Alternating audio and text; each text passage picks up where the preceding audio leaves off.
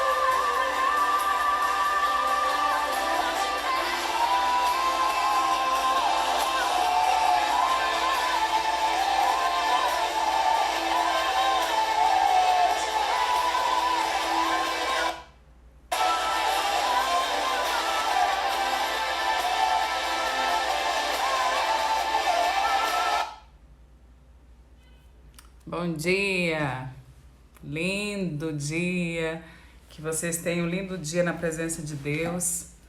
E vamos começando aqui o nosso momento, uma vida com propósitos, mais um dia que o Senhor fez para nós, né? Para que nós aproveitemos da melhor forma, fazendo aquilo que o Espírito guia, né? Deixemos o Espírito Santo de Deus guiar nossas ações, governar sobre a nossa alma, direcionar a alma, direcionar o nosso corpo a fazer aquilo que é a vontade boa, perfeita e agradável aos olhos de Deus. E eu trago aqui para vocês hoje, né, o nosso desafio, Uma Vida com Propósitos, capítulo 3. Vamos para o terceiro dia. E hoje o tema é: o que dirige a sua vida? Né? Aqui vem uma pergunta que muitas pessoas se fazem, né? E que eu proponho agora, né? Que você abra o seu coração, esvazie a sua xícara e deixa Deus colocar isso no seu coração, essa resposta. Medite, reflita em tudo que você tem feito. Qual que é a sua missão? Se você está realmente fazendo aquilo que é bom e agradável e perfeito aos olhos de Deus. Então vamos lá, gente. Percebi que o que faz os homens correrem atrás do sucesso é a inveja. Eclesiastes capítulo 4, versículo 4. O homem sem propósitos é como um barco sem leme, um vira-lata, um nada, um ninguém. A vida com todo indivíduo é dirigida por algo. A maioria dos dicionários define o verbo dirigir como guiar, controlar, direcionar. Se você está dirigindo um carro, batendo um prego ou chutando uma bola, estará naquele momento guiando, controlando e direcionando. Que força motriz dirige sua vida?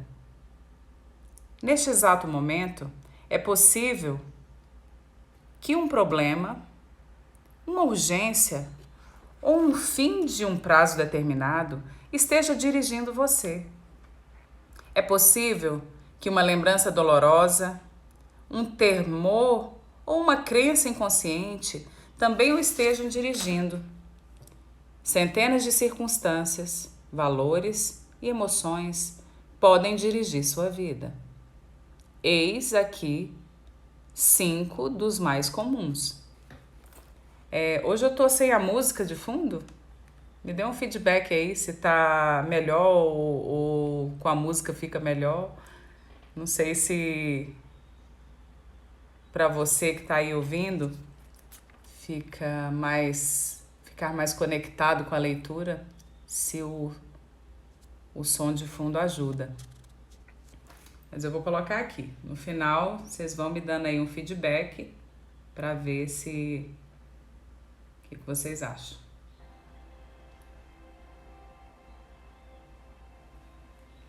Vamos lá.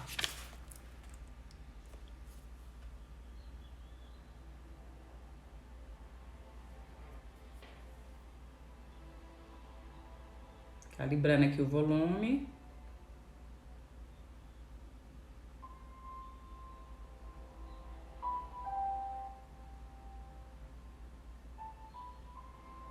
Aí, muito bem.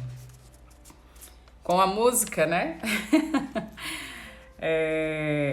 Muitos são dirigidos pela culpa.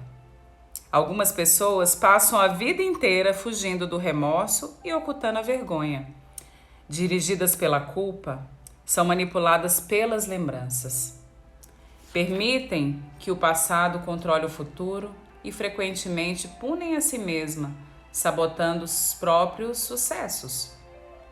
Quando Caim pecou, sua culpa afastou da presença de Deus e disse: Você será um fugitivo errante pelo mundo.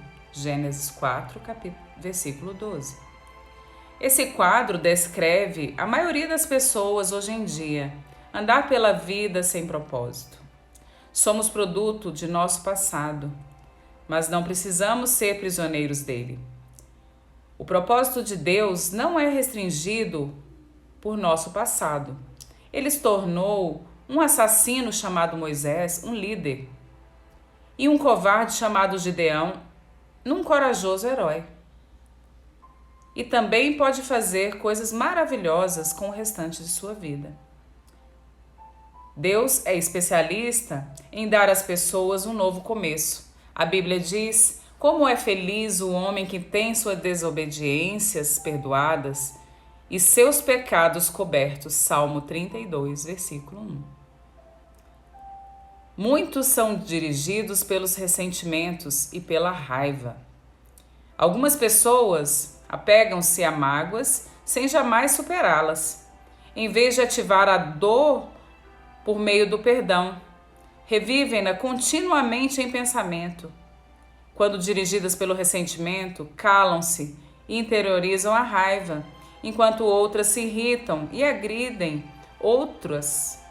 Ambas as reações são nocivas e inúteis. O ressentimento sempre machuca mais o ofendido que a pessoa que o ofendeu. Enquanto o ofensor provavelmente já esqueceu o insulto e seguiu em frente. Você continua angustiado em sua dor, perpetuando o que aconteceu. Ouça, aqueles que o magoaram no passado não poderão continuar a feri-lo. O que passou, passou. Nada pode mudar o passado. Você apenas se machuca com amargura. Para o seu próprio bem, aprenda com o passado e o mande-o para bem longe. A Bíblia diz: ficar desgostoso e amargurado é loucura. É falta de juízo que leva à morte. Jó, capítulo 5, versículo 2. Aqui, amigos, nesses dois primeiros trechos da leitura, fala exatamente dois sentimentos que bloqueiam a prosperidade. Bloqueiam você estar vivendo no agora, no dia de hoje. Né? A culpa é um sentimento que traz sensações e te impedem, né, de alcançar a graça de Deus pela falta de perdão. Porque Jesus trouxe um ensinamento muito valioso para nós. Quantas vezes devo perdoar? Ele responde: 70 vezes 7. Se Deus, que nunca pecou, Cristo nunca pecou, se fez homem, e perdoa todos os dias as nossas iniquidades. Quem somos nós para não perdoarmos aquelas pessoas que estão à nossa volta?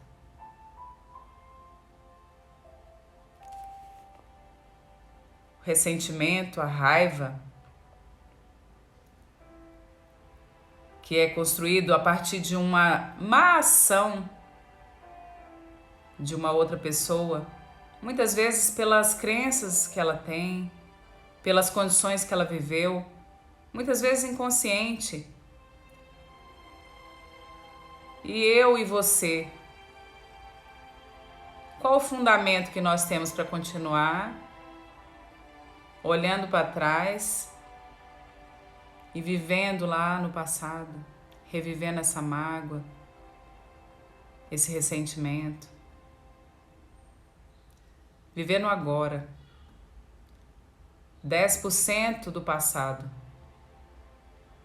como aprendizado é o recomendado a viver. 70% no tempo presente, no hoje.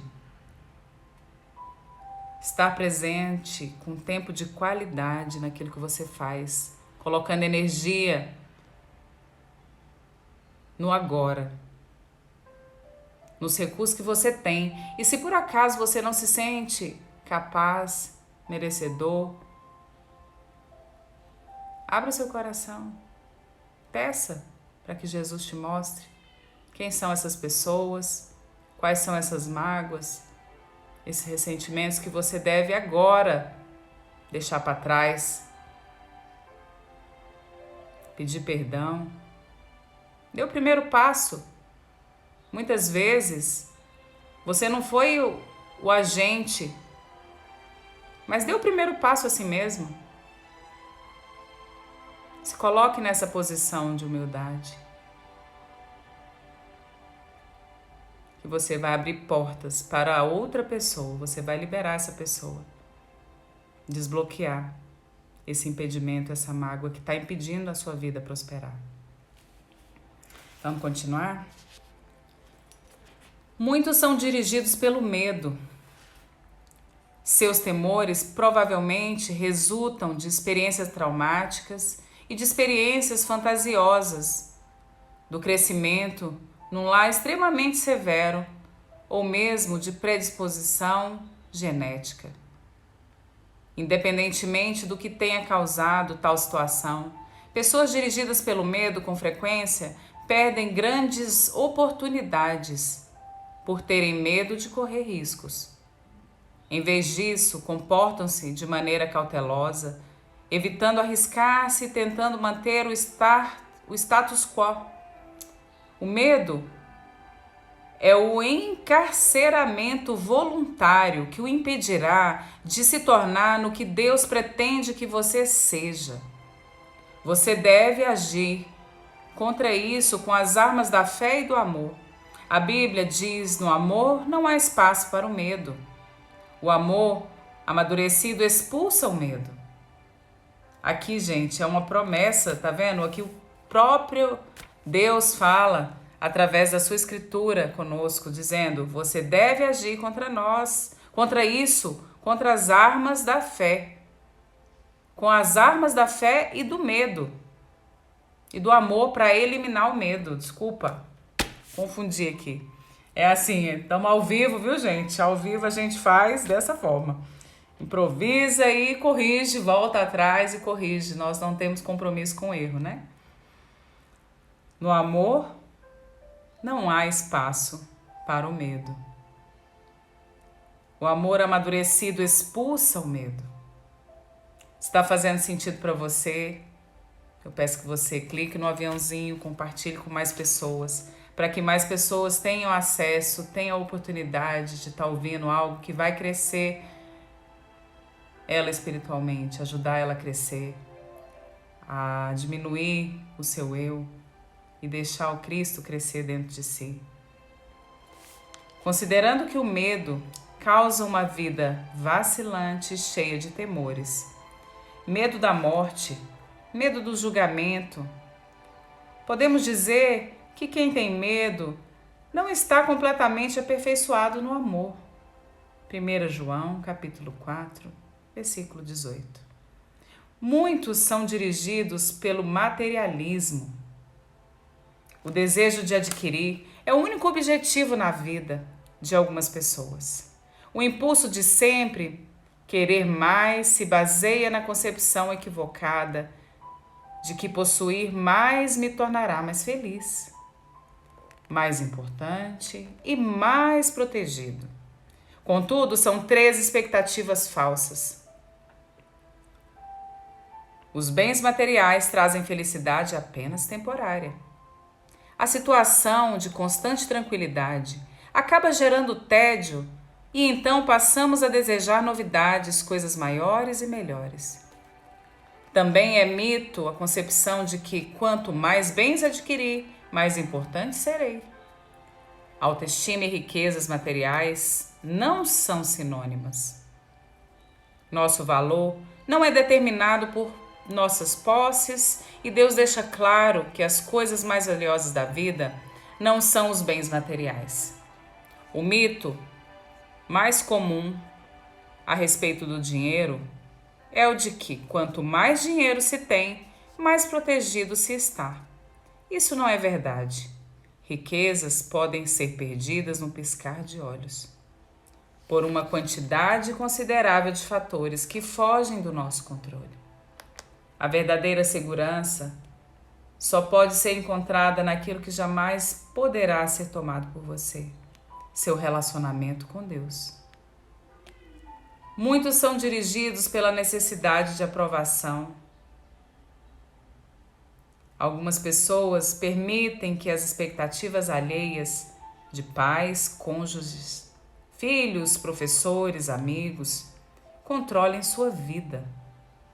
Muitos adultos ainda tentam ganhar a aprovação de pais que nunca estão satisfeitos. Outros são dirigidos pela pressão social do grupo e a que pertencem, sempre preocupados com o que os outros possam pensar. Infelizmente, os que seguem a multidão quase sempre acabam perdidos nela. Não conheço todas as chaves do sucesso, mas uma chave para o fracasso é tentar satisfazer a todos. Isso aqui, gente, é muito sério. Isso aqui traz uma clareza muito grande de que ponto você está na sua vida. Fazendo uma review aqui rápida, só para quem chegou depois. Nós já falamos aqui sobre alguns sentimentos que podem nos impedir a alcançar a sabedoria, a prosperidade, a clareza das atitudes que nós estamos tomando diante da vida. Nós falamos sobre a culpa que nos impede de enxergar aquilo que nós fazemos de bom. Quando nós nos culpamos, nós nos bloqueamos para continuar a nossa jornada. Quando nós não nos perdoamos daquilo que nós muitas vezes achamos que é uma atitude que não tem volta. E o próprio Jesus nos ensinou que nós devemos perdoar 70 vezes 7 vezes. Isso quer dizer que nós temos que perdoar a nós mesmos e perdoar aquele que nos feriu. Pois Ele mesmo nos ensinou que com a sua infinita misericórdia Ele nos perdoa todos os dias.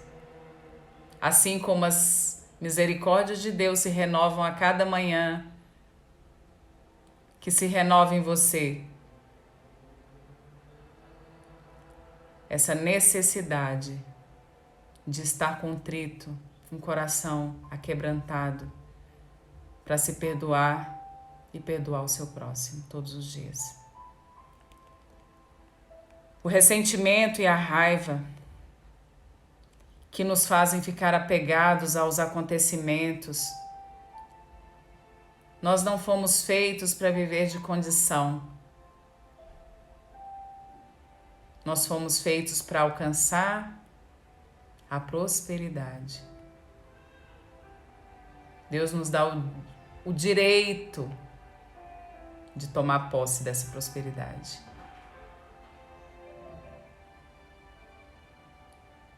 Cabe a nós buscar isso, essa intimidade com Ele. Aqui nós falamos também sobre o materialismo, que muitas vezes é o ídolo que você persegue, que eu persigo. E todos os dias ele nos lembra: quem está no lugar dele na sua vida? Qual é o seu ídolo? Gente, aqui nós não estamos falando de religião, nem de religiosidade. Aqui nós estamos falando de conexão espiritual com aquele que nos criou. Alinhar o nosso espírito com o Espírito Santo todos os dias. Pedir para que Ele dirija a nossa alma, para que ela governe sobre o nosso corpo, para que nós cumpramos o nosso propósito, declarado por Ele, para a nossa jornada nessa vida. Muitos também são dirigidos pela necessidade de aprovação. Muitas pessoas usam uma marca de roupa, às vezes até sem poder. Compram objetos, de certa forma, obsoletos, né? Desnecessários, simplesmente para mostrar um status social, para se sentir pertencente de um grupo, para se sentir acolhido por alguém. E essa necessidade de aprovação, ela te afasta da tua essência. E a tua essência, ela é única. Cada um de nós foi feito único. Deus conhece a cada um de nós por aquilo que nós somos, por aquilo que nós fomos criados para ser. E você não precisa de aprovação humana, porque Ele já te aprovou. Você já está aprovado. Quando Jesus morreu por mim e por você, Ele deu a maior prova de amor, que você é importante, que você é amado, que você pertence à sua família. Ele quer que você assuma essa identidade. Ele deseja profundamente estar com você, te colocar no colo. Ele quer que você esteja ao lado dele, herdeiro e co-herdeiro do reino, governando sobre as nações, sobre todo aquele que nele crê. E dando sequência aqui, amigos, outras influências ainda podem dirigir sua vida, mas todas levam ao mesmo impasse: potencial não aproveitado, estresse desnecessário e uma vida não realizada. Essa jornada de 40 dias mostrará como ter uma vida dirigida por propósitos, uma vida guiada, controlada e direcionada pelos propósitos de Deus. Nada é mais importante que conhecer os propósitos de Deus para a sua vida, e nada pode compensar o prejuízo de não os conhecer. Nem o sucesso, nem as riquezas, nem a fama, nem os prazeres. Sem um propósito, a vida não passa de movimento sem sentido, uma atividade sem direção, ou uma série de acontecimentos sem motivo. Sem um propósito, a vida é banal, mesquinha e inútil. As vantagens de uma vida dirigida por propósitos. Eu convido vocês, caso vocês não tenham, adquirir o livro físico. Gente, esse livro vale muito a pena você adquirir. Porque você anota, você grifa aquilo que te chamou mais atenção, aquilo que é mais relevante. Uma outra boa prática é você ir fazendo anotações tipo essa, onde você registra aqui, ó, no post-it, cola no armário do seu quarto, no espelho do banheiro, na porta da geladeira, na mesa do teu trabalho. Que isso vai te lembrando e vai gerando um pensamento que pode construir novos sentimentos, novas atitudes e novos resultados na sua vida e na minha. Por isso que eu faço isso todos os dias. Anoto, registro, grifo, assim, ó. Meu livro é todo riscado, todo grifado. Partes que me chamam a atenção, e cada leitura que eu faço, Deus me dá um discernimento novo. Assim como as misericórdias se renovam a cada manhã, que se renove a graça, a sabedoria e o entendimento na minha vida e na sua.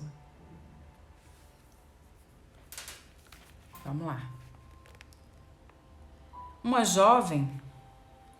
Há 5 grandes vantagens em se viver uma vida com propósitos. Conhecer o propósito da sua vida faz com que ela tenha sentido.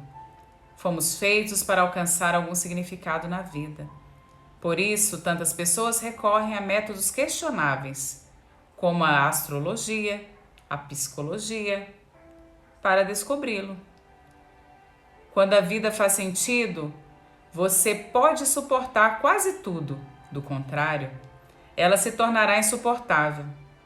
Um jovem na casa de 20 anos escreveu: "Sinto-me um fracasso, pois luto para me tornar algo que nem ao menos eu sei o que é. Tudo que sei fazer é sobreviver. Se um dia eu descobrir meu propósito, aí sim começarei a viver. Sem Deus, a vida não tem propósito. Sem um propósito, a vida não faz sentido. Sem um sentido, a vida não tem relevância nem esperança." Na Bíblia, diversas pessoas expressaram sua falta de esperança.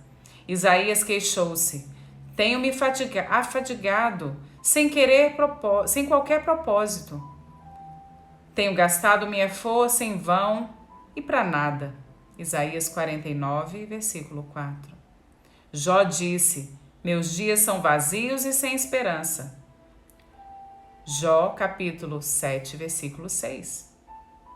"E detesto a vida, não quero mais viver. Deixa-me em paz, pois a minha vida não vale nada." Jó, capítulo 7, versículo 16. A maior de todas as tragédias não é a morte, mas a falta de propósito na vida. A esperança é tão essencial que a vida quanto o ar e a água. É preciso esperança para lutar. Dr. Bernie descobriu que podia prever qual dos pacientes com câncer apresentaria melhoras ao perguntar: "Você quer viver até 100 anos de idade?" Os que tinham profunda noção do propósito de vida respondiam que sim, e eram aqueles com maiores probabilidades de sobrevivência. A esperança é o resultado de se ter um propósito. Se você tem um sentido sem esperança, não desista. Mudanças maravilhosas acontecerão em sua vida quando você começar a viver com propósitos. Deus disse: "Sei os planos que tenho para você, planos para o bem, não para lhes causar aflição. Eu lhes darei esperança e um futuro promissor." Jeremias, capítulo 29, versículo 11. Talvez você esteja com a sensação de estar enfrentando um problema insolúvel, mas a Bíblia diz: Deus é capaz de fazer muito mais do que nós jamais ousaríamos pedir ou mesmo imaginar, infinitamente além das nossas mais sublimes orações, anseios, pensamentos ou esperanças. Efésios capítulo 3, versículo 20. Conhecer seu propósito simplifica a vida. Ele define o que você faz e o que você não faz. O propósito é o padrão pelo qual você avalia suas ações, para saber as que são essenciais e as que não são. Basta perguntar: essa ação me ajudará a cumprir o meu propósito? O que Deus tem para a minha vida? Sem um propósito claro, ficamos sem alicerce para fundamentar as decisões, dividir o tempo e empregar os recursos.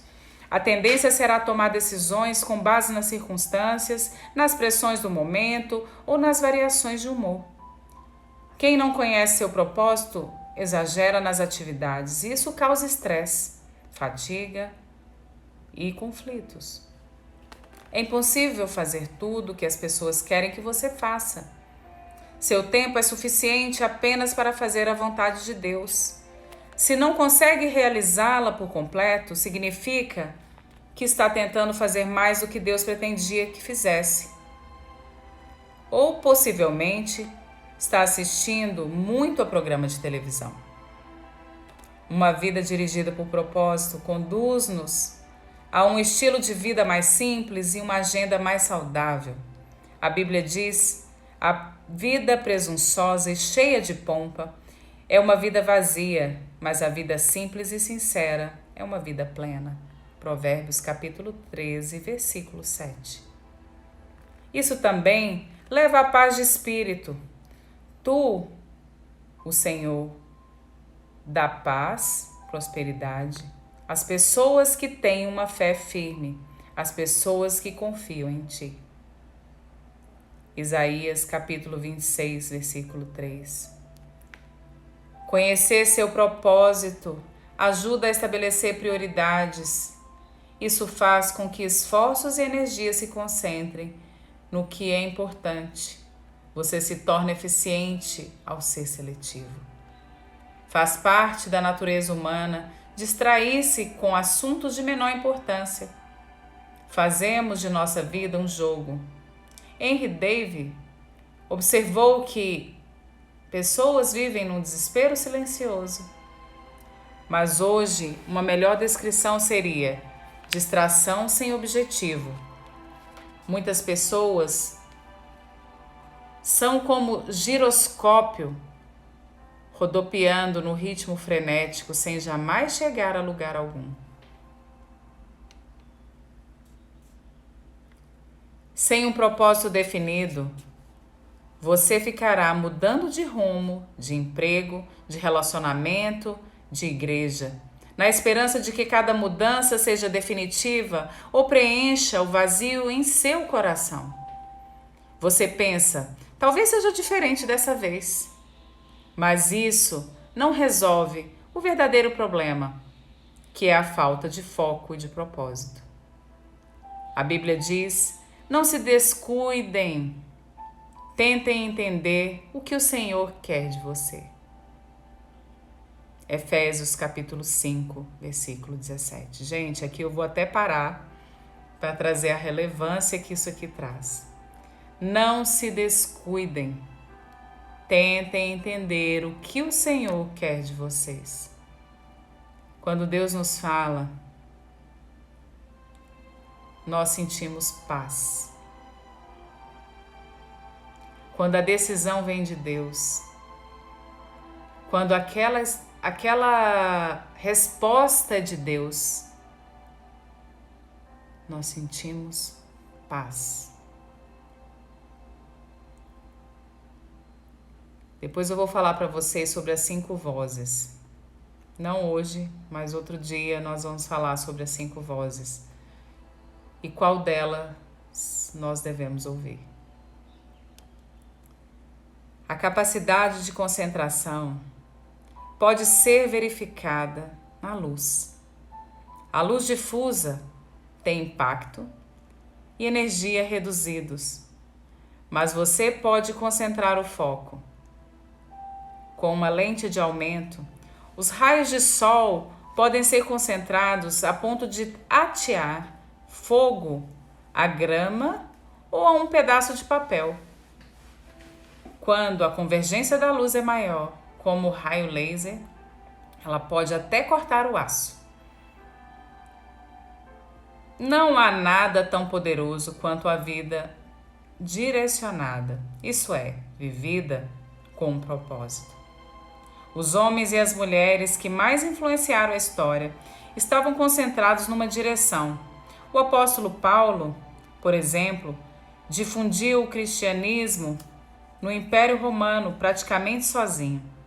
Seu segredo era uma vida direcionada. Ele disse: "Estou concentrando minhas energias unicamente nisto. Esquecer o que já passou e avançar para o que está à minha frente." Filipenses capítulo 13, versículo 13. Se você quer que sua vida cause impacto, dê-lhe uma direção. Para de andar em círculos. Pare de tentar fazer de tudo. Faça menos. Elimine até mesmo as boas atividades, concentrando-se apenas no que for mais importante. Jamais confunda atividade com produtividade. Você pode estar ocupado sem ter um propósito. Mas para quê? Paulo disse: "Assim os interessados em tudo que Deus tem para nós devem se manter focados no alvo." Filipenses capítulo 3, versículo 15. Assim, os interessados em tudo que Deus tem para nós devem se manter focados no alvo. Mais um versículo precioso para se guardar. Conhecer seu propósito traz motivação. O propósito sempre produz entusiasmo. Nada mais estimulante que um propósito claro. No entanto, a paixão se esvai quando falta propósito. Até mesmo levantar-se da cama se torna um fardo. Normalmente, é um trabalho sem sentido que nos esgota, consome nossa força e nos rouba o prazer. Não é excesso de trabalho. George Bernard escreveu: "Esta é a verdadeira alegria da vida, ser usado para um propósito reconhecido por você mesmo como grandioso. Ser uma força da natureza, em vez de um amontoado inconstante e egoísta de ressentimentos e lamentações, sempre reclamando que o mundo não se esforça para torná-lo feliz." Gente, aqui traz um conceito muito precioso de autorresponsabilidade. Autorresponsabilidade. Ele transfere quando você não tem autorresponsabilidade. Você transfere para qualquer coisa ou para outrem a responsabilidade pelo resultado das tuas omissões, ações e decisões. Mais na frente vamos falar disso também, sobre a autorresponsabilidade. É um tema muito grandioso e é um tema profundo que a gente vai investir aqui o nosso tempo em vários encontros para falar sobre isso. E se estiver fazendo sentido para você, mais uma vez eu peço que vocês cliquem aqui no aviãozinho, envie para algumas pessoas que você acha que podem ser agraciadas com esse conteúdo, com esse agir de Deus na minha vida e na tua vida. Muita gente passa a vida tentando criar um legado. Tais pessoas querem ser lembradas depois que partirem. Entretanto, o que em última análise mais importa não é o que os outros dizem sobre sua vida, mas o que Deus diz. O que as pessoas não percebem é que todas as realizações acabam sendo superadas. Recordes são quebrados, reputações não subsistem e homenagens são esquecidas. Na faculdade, a meta de James Dobson era ser o campeão de tênis da instituição. Ele se sentiu orgulhoso quando viu sua taça exposta no local de destaque, na sala de troféus da faculdade. Anos mais tarde, alguém lhe enviou o troféu pelo correio. Eles o haviam achado numa lata de lixo durante uma reforma na escola. James disse: um dia todos os seus troféus serão jogados na lata de lixo por alguém. Viver para criar um legado é um objetivo sem perspectiva. Uma utilização mais sábia do tempo é construir um legado eterno. Você não foi posto nesse mundo para ser lembrado. Você foi colocado aqui a fim de se preparar para a eternidade. Chegará o dia em que você estará diante de Deus e Ele fará uma auditoria em sua vida, um exame final, antes que você ingresse na eternidade. A Bíblia diz: lembre-se, cada um de nós comparecerá diante do tribunal de Deus. Sim, cada um de nós comparecerá diante do tribunal de Deus. Cada um de nós terá de prestar contas de si mesmo a Deus. Romanos capítulo 14, versículo 10. Felizmente, Deus quer que passemos no teste. Por isso, nos deu as perguntas antecipadamente. Pela Bíblia, entendemos que Deus nos fará duas perguntas fundamentais. A primeira, fique atento.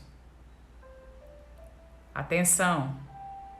O que você fez com o meu filho Jesus Cristo?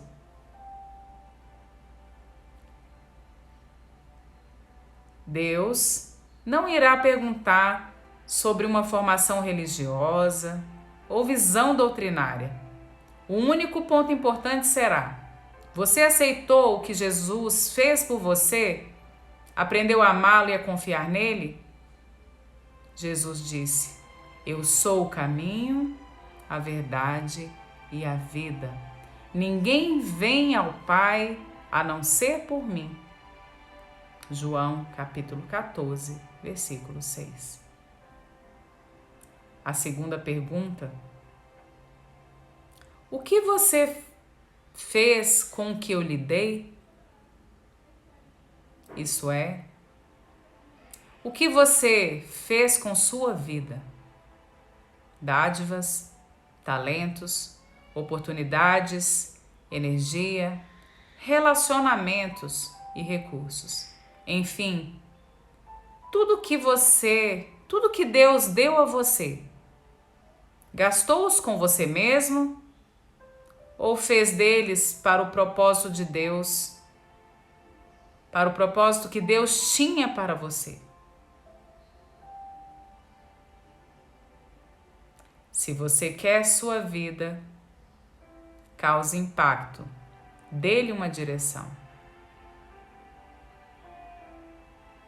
Se você quer que a sua vida faça sentido, tenha propósito, responda essas perguntas. Manda aqui para mim no direct, se isso tocou você. Eu vou abrir uma caixinha de perguntas no final aqui da live. Eu não ia deixar ela salva hoje não, porque eu tô subindo todos os vídeos no meu canal do YouTube. Então eu peço para vocês, se estiver fazendo sentido, manda um aviãozinho, vai lá no YouTube, se inscreve no canal, curte, faz um comentário. Esse é o jogo do alcance. Quanto mais seguidores, quanto mais likes, né, e mais comentários, mais o YouTube entende que esse conteúdo é relevante e que ele pode ser visto por mais pessoas, e aí ele faz a entrega do pacote. A mensagem só chega se nós formos canal para que ela alcance outras pessoas.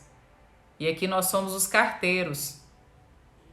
Assim como o telégrafo, os correios fazem a entrega das mensagens, nós estamos aqui como canal, eu e você. Se estiver fazendo sentido, eu peço humildemente que vocês compartilhem e levem essa mensagem adiante. Prepará-lo para essas duas perguntas é o objetivo desse livro. A primeira irá determinar onde você passará a eternidade. A segunda determinará o que você fará na eternidade. Ao terminar esse livro, você estará pronto para responder a essas duas perguntas. Gente, é muito precioso esse conteúdo. Esse livro, ele traz muita reflexão. Ele traz muitas lembranças das vezes em que... Aqui tô falando do meu CPF, tá? Tô falando de mim. Das vezes em que eu deixei de colocar Deus no primeiro lugar na minha vida. Das vezes em que eu servi ao dinheiro, servi ao mundo. Porque aqui ele fala, o primeiro mandamento que ele coloca para nosso entendimento é que nós devemos amar a Deus sobre todas as coisas e o próximo como a ti mesmo. Esse é o primeiro mandamento de Deus para as nossas vidas. E se você hoje percebe que você ama mais seu filho do que a Deus, se você está amando mais seu cônjuge, seu companheiro, do que a Deus, se você está servindo mais ao dinheiro do que a Deus, amigo, amiga, eu te convido a jogar fora, abandonar essa mochila da idolatria.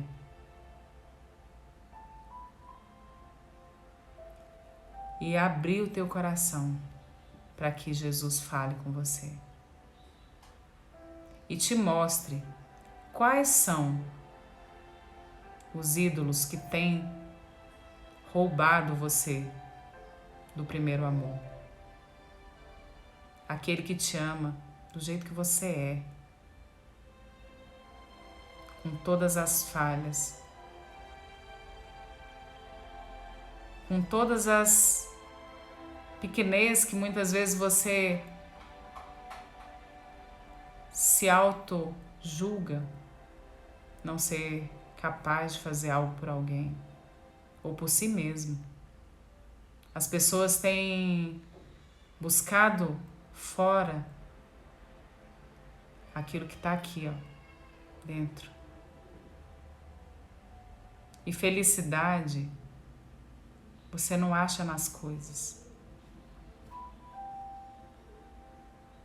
Você só acha naquele que te criou, quando você está realmente cumprindo o propósito para o qual você foi chamado para cumprir. No terceiro dia, ele faz uma proposta aqui para nós, pensando sobre o meu propósito de vida. O tema para a reflexão hoje é: viver com um propósito é o caminho para a paz. O versículo para ser memorizado é Isaías 26, versículo 3. Tu, ó Senhor, dás paz e prosperidade às pessoas que têm uma fé firme, às pessoas que confiam em ti. Vou repetir. Tu, ó Senhor, dás paz e prosperidade às pessoas que têm uma fé firme, às pessoas que confiam em ti. E para meditar, eu trago agora aqui para vocês, na opinião da minha família, de meus amigos, o que dirige a minha vida? E qual era o desejo que eu seja? Qual é e qual eu desejo que seja? Qual é o meu desejo de direção da minha vida? da tua vida? Essa é uma pergunta, na verdade, duas perguntas que devem, na verdade, devem não, né? Que podem, que a opção é de vocês. Quando se torna um dever, né? Fica pesado. Mas quando você coloca como algo possível, um direito que você tem de trazer a reflexão para a sua vida hoje. Quem dirige a minha vida? Quem dirige a tua vida, amigo? Amiga? Se questione, se permita questionar. É o trabalho? É a pornografia, por exemplo? É a necessidade de aprovação? É o dinheiro? É o relacionamento abusivo? São os filhos que se tornaram ídolos? São os bens materiais?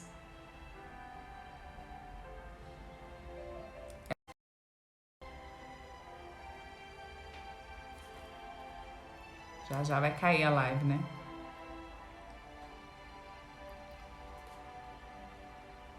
Eu trago aqui para vocês essa reflexão, amigo, amiga. E se você perguntar para sua família, qual resposta você vai ouvir? Será que você está preparado para ouvir esse feedback da tua família? Dos teus amigos? E eu coloco esse desafio para você hoje. Como seria se você buscasse essas respostas e declarasse na sua vida, a partir de agora, ou a partir dessas respostas, qual é a tua decisão? Que decisão você toma? Como você quer seguir? Quem vai direcionar os seus caminhos?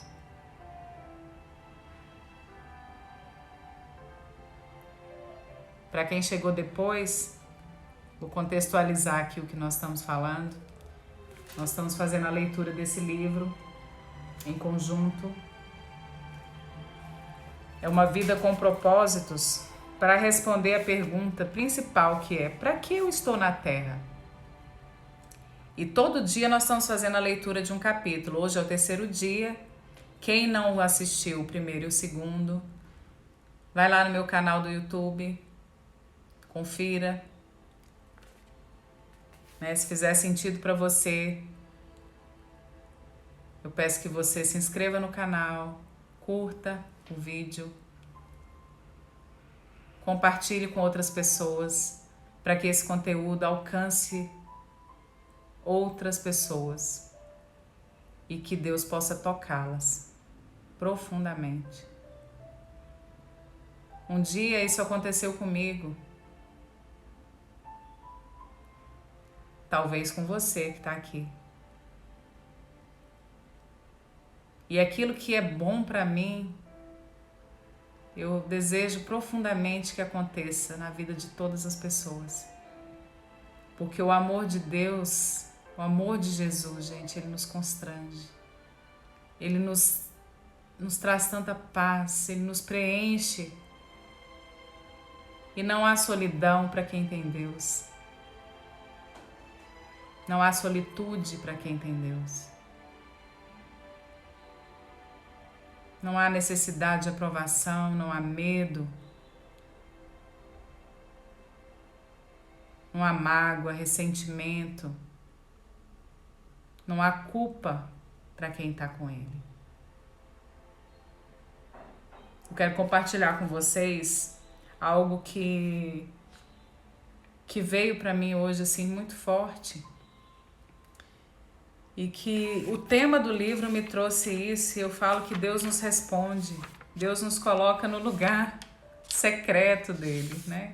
Se coloque no lugar secreto.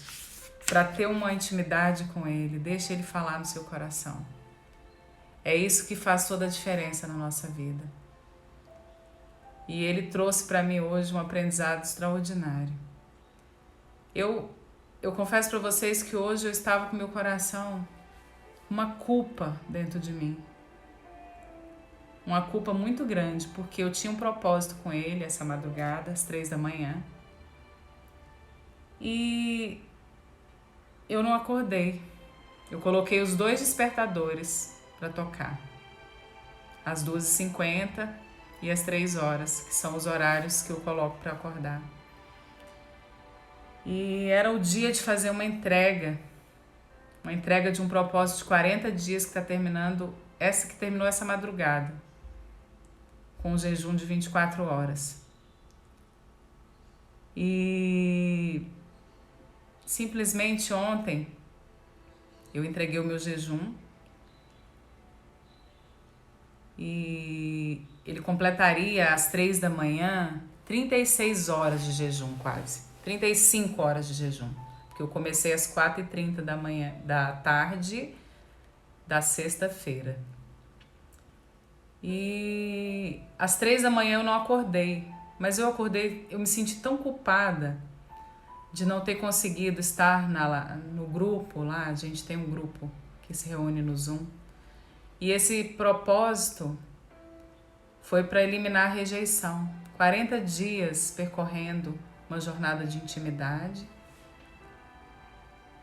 para eliminar a rejeição, toda a raiz de rejeição da minha vida e da minha descendência, por intercessão a todos da minha família. E eu não acordei essa madrugada. E eu acordei, me coloquei em oração, e o Espírito Santo me trouxe com muita clareza exatamente esse capítulo de hoje. Eu não tinha relido ele antes desse momento aqui. Eu já fiz a leitura desse livro algumas vezes, inclusive eu estou fazendo com um grupo que está no 24º dia, e eu decidi abrir essa leitura para mais pessoas. Na verdade, eu não.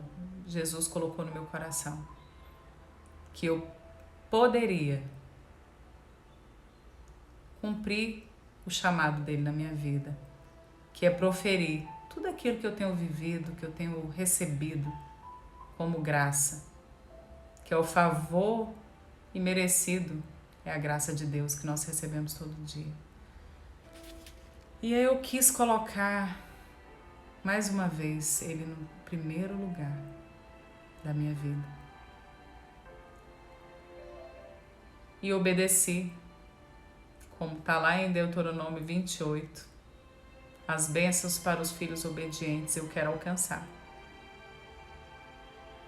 E não as maldições que estão declaradas lá. E eu fui obediente, rompi a barreira do medo, da vergonha, da não capacidade, do não merecimento. E não é por mim, é por Ele, é para Ele